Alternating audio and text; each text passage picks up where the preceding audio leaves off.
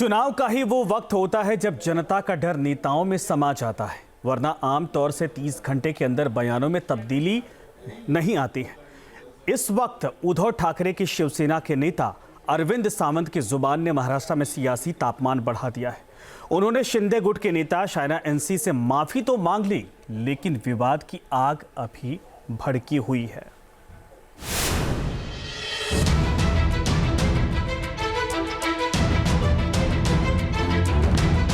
किसी को मन को ठेस पहुंची होगी तो मैं दिलगिरी व्यक्त करता हूँ। मुंबा देवी की महिलाओं को माफ करना पड़ेगा और उनको तय करना पड़ेगा।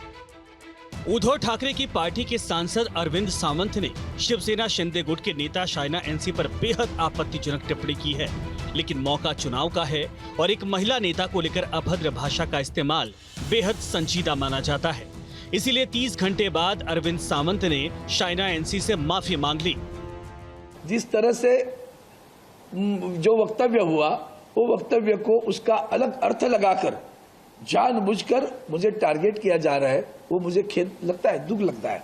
लेकिन फिर भी मेरे वक्तव्य से किसी को मन को ठेस पहुंची होगी तो मैं दिलगिरी व्यक्त करता हूं, मैं उनका सम्मान करता हूं। और मैंने कभी पिछले मेरे 55 साल में अवमान नहीं किया, आज भी नहीं करूंगा, कल भी नहीं करूंगा।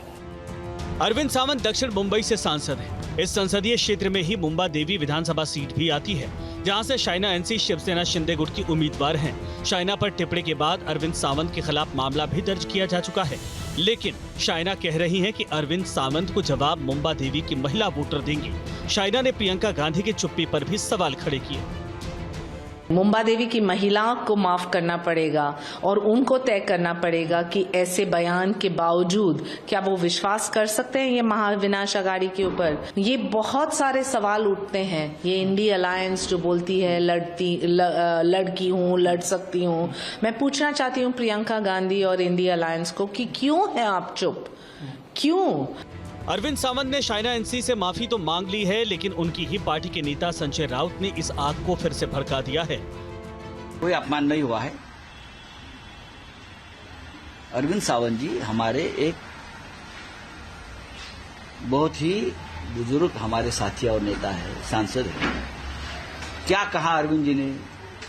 अरविंद जी ने इतना ही कहा है कि ये जो कि भाजपा की महिला उम्मीदवार है, वो इस क्षेत्र में मुंबा देवी में बाहर से आई है, इंपोर्टेड माल है।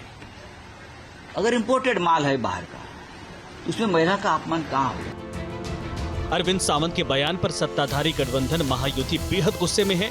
मुख्यमंत्री एकनाथ शिंदे ने तो यहां तक कह दिया है कि बाला साहब होते तो इस बयान पर मुंह तोड़ देते, जबकि डिप्टी सीएम अजीत पवार ने साफ लहजे में कहा जो बात गलत है वो गलत है। बहुत ही दुर्भाग्यपूर्ण बात है एक बहन के बारे में ऐसी बातें करना। ये बहुत ही निंदाजनक है। इसकी कितनी निंदा करें उतनी कम है। बाला साहब ठाकरे जी के विचार वाले कहते हैं, और विचार कैसे है देखो। बाला साहब ठाकरे जी अभी रहते तो सही में मुंह तोड़ देते। जो गलत बात है वो गलत ही है, उसका समर्थन हम बिल्कुल करने वाले नहीं है। मेरे पार्टी के कुछ लोग ने भी या कार्यकर्ताओं ने या लीडर ने भी गलत बात की तो मैं उसको गलत ही समझूंगा और उसको उसके बारे में नोटिस भी निकालूंगा कि ये तूने ऐसा स्टेटमेंट निकालने की क्या जरूरत है। महाराष्ट्र में चुनाव सिर पर है। जाहिर है भड़काऊ बयानों से बचना मुश्किल है, लेकिन लगता है कि अरविंद सावंत ने मौके की नजाकत को देर से समझा। Team news nation. News nation अब व्हाट्सएप पर खबरों के ताजा अपडेट के लिए न्यूज नेशन के इस QR कोड को स्कैन करें।